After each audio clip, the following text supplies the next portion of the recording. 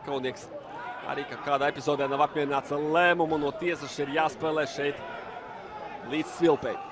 Emersons, vēlreiz kreisais flanks, tāpat kā Rīgā. Kreisais flanks strādā labāk. Emersons, kas par vārtu guvumu Emersonam, 1-0 un 4-0 summā. 38. minūte, individuāla, ģeniāla darbība no Emersona. Pirms tam, 1 minūti iepriekš, viņš tā kā nedaudz iesildījās, jau mazliet paraustīja pretinieku aizsargu, bet šajā epizodē viņš ir neatvairāms un iepriecina latviešu līdztejas, kuri atbraukuši no Latvijas, no Rīgas uz Lārno. Tiešām fantastika, kā Emersons izmāna no 45 grādu leņķa, paņem un trāpa pašā vārtu stūrī. Ko tu pret tādu futbolistu pasāksi? Kosgrovs aizļaut arī pretiniekiem papriecāties par neizšķirtu spēlē. Nekādā gadījumā, ja jau esam nonākuši vadībā, tagad Lemaičam jāgūst vārtī.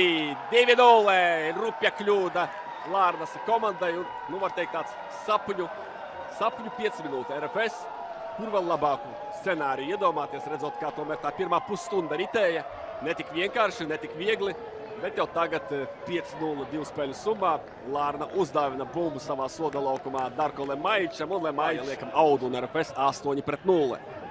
Pret Fēru salu komandu un pret Ziemeļīrijas čempionu Ikaunieks tāls ir 3-0. Jānis Ikaunieks, arī latvietis, arī Latvijas izlases spēlētājs.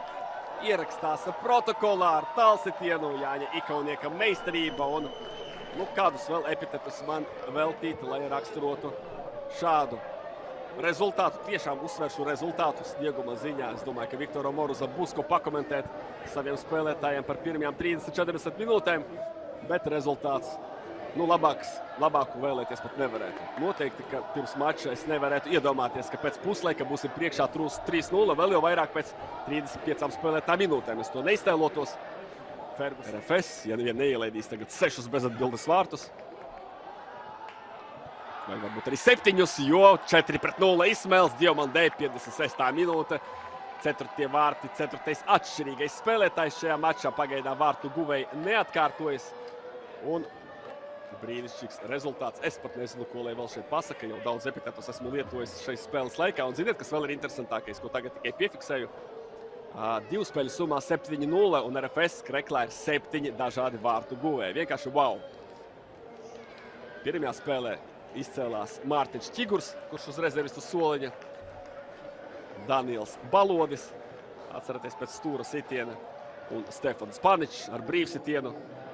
Tad šie 3 vārtu guvēji šodien jauni varoņi, pilnīgi citi. Guys, please like and subscribe.